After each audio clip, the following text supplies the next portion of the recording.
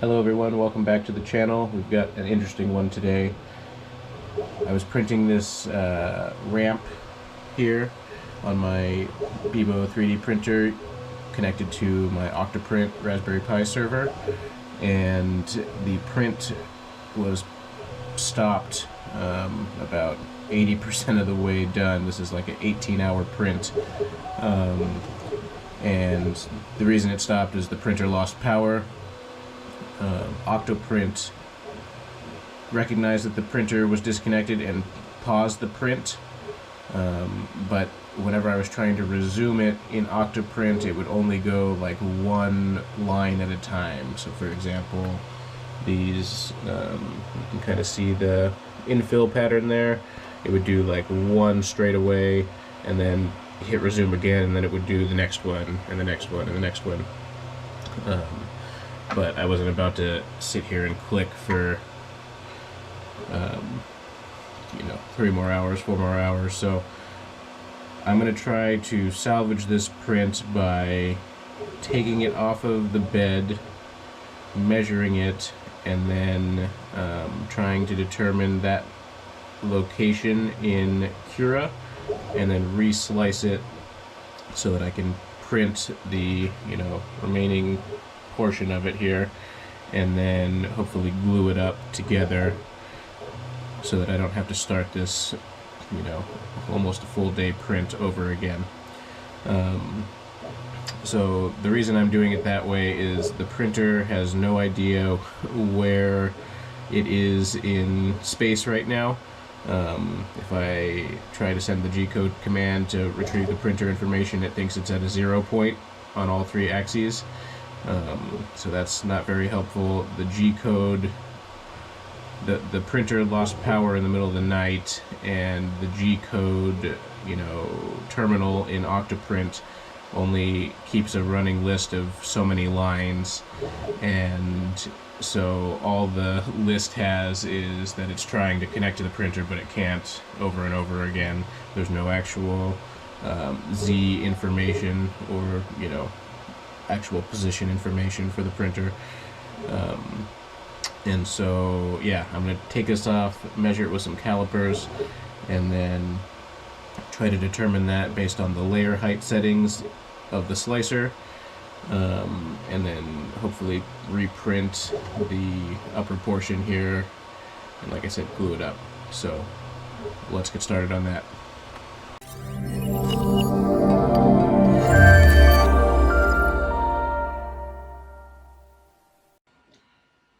Alrighty, so I got the ramp here on the workbench, got my calipers here. Take these guys out, go ahead and zero those out. I'm just gonna kind of probe this guy. 68.7. That's a little closer so you can see that. 68.69, 68.7. This side here, 68.48. So it looks like this is the higher side.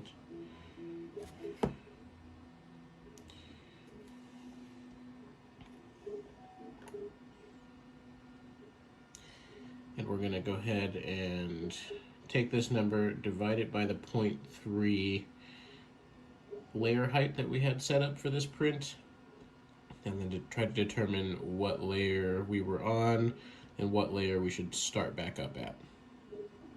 So I'm going to go bring you over to the computer. Okay, so I'm here at the computer. I've got Cura open with the original ramp file that I had sent or sliced to G-code and then sent off to the printer to print before it paused there. So previously we found our dimension to be 68.69 and I think 68.46 were the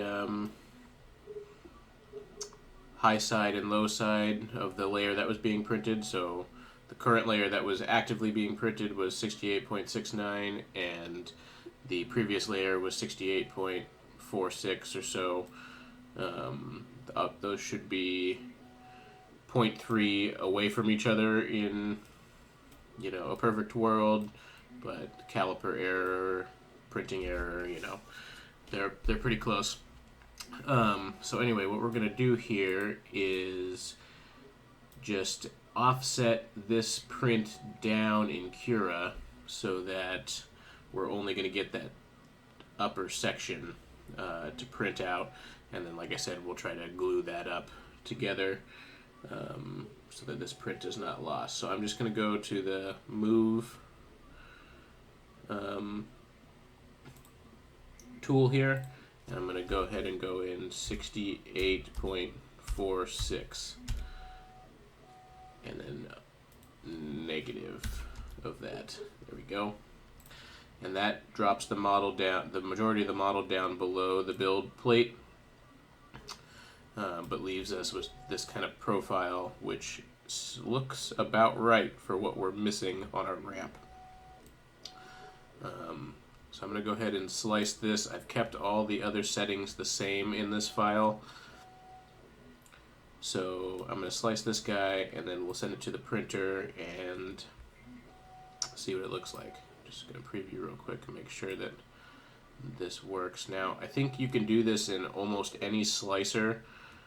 I think there's one where it's more challenging to do. I forget which one it is, but anyway, this is Cura, obviously, and you can, you know, drop things below the build plate. You can rotate them, drop them, do all sorts of different stuff, right? If you want to try to print only portions of your model at a time. Alright, so we'll save this guy up here, and then we'll try to print it. Alright, so before we send that off, we're gonna get the bed ready here. If you guys haven't used this stuff yet, it's great for glass beds. I don't know how well it works on other types, but I was having a really hard time getting solid bed adhesion, and then when I did get really good bed adhesion, it was impossible to get the prints off of the bed. This bed weld by Layer Near is amazing. You just gotta kind of shake it up. It's got a little marble in there, and then it's got like this sponge tap. Kind of squeeze it, force it through the sponge. I like to kind of dab it around a little bit. Make sure I got enough to work with, and then I just go back and forth and spread it evenly across the plate. And I've used this, I don't know, I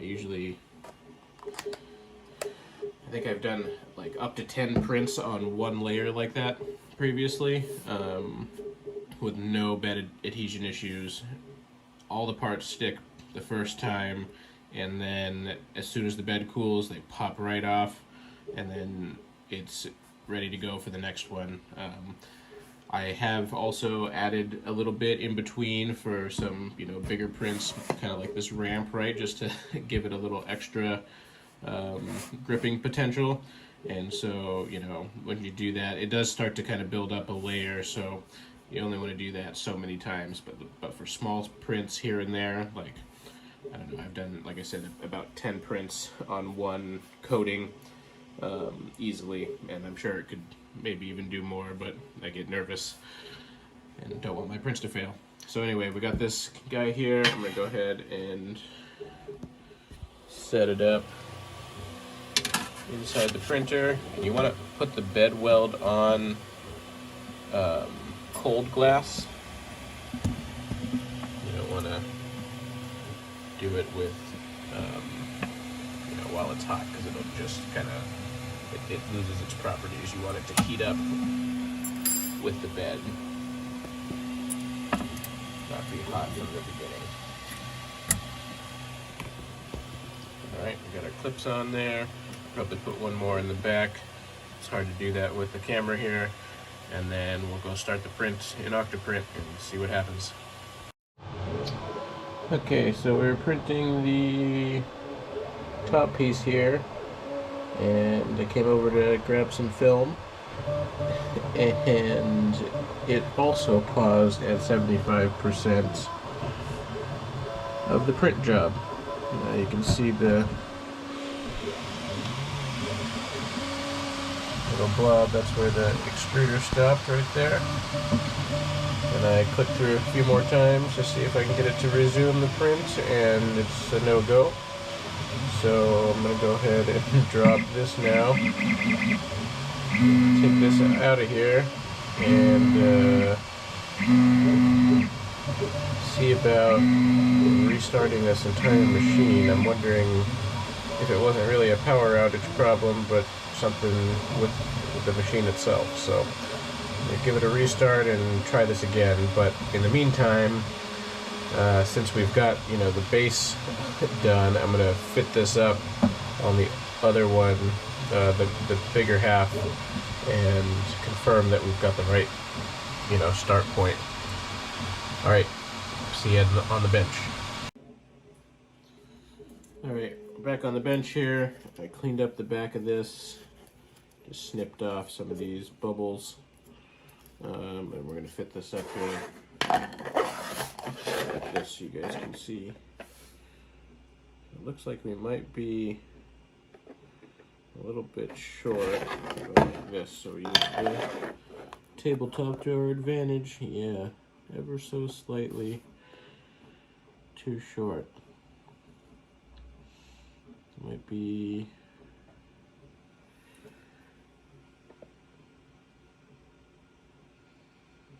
I don't know, maybe a handful of layers, 3 or 4.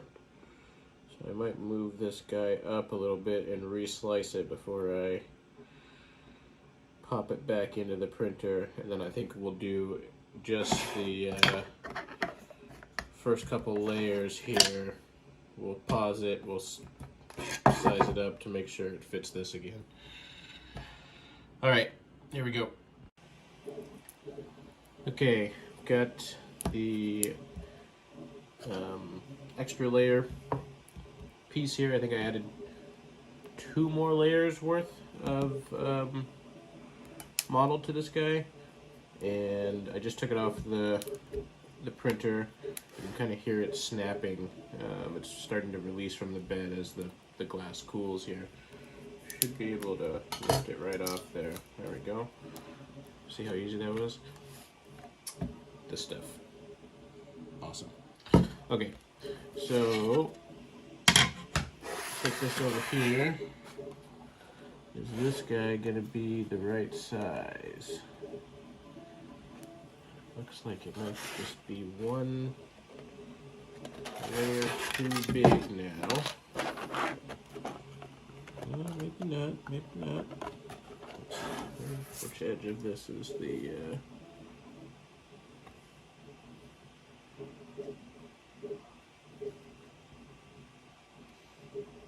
this is the leading edge here, facing up. Actually, I think that might be it. Can you guys see that?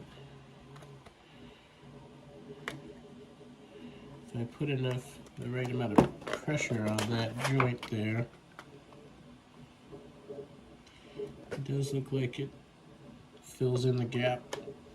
So I think we got the right I think we've got the right dimensions now, so hopefully we can get a full print out of this.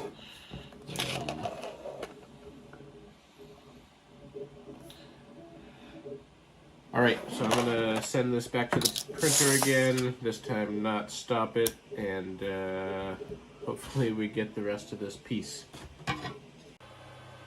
Okay, so the print finally finished, that time with no errors. It just stopped, so it's not quite ready to pull off the bed yet, but I'll bring it over to the bench and we'll see how it came out. Alrighty, so I got this guy off the print bed here. Looks pretty nice. Moment of truth. We're gonna put it up here. Yeah, I think that's gonna work out all right. Might just be a touch long on the front, but I think a quick sand after we glue it up, and that'll go away no problem. And honestly, it could stay there. It's not going to really affect the performance of this this piece. So yeah, I call this a success overall. We were able to save this, you know, I think it was like a 19-hour print or something like that. They got stopped at like 80% for whatever reason. Didn't have to throw this guy away and start all over. We were able to just print this guy out, and we'll glue it up, and that'll be that. You'll never know the difference. So hopefully you guys can apply this to some failed prints that you might be experiencing. Hopefully you're not experiencing that, but I feel like it's kind of inevitable at some point in your 3D printing career that this will occur. So if you did find this video helpful or insightful, please give it a like and consider subscribing to the channel. We'll be posting some more content like this with, you know, helpful hacks for how to get past some common 3D printing problems that you might have. All right, everyone, thanks for watching, and we'll see you on the next one.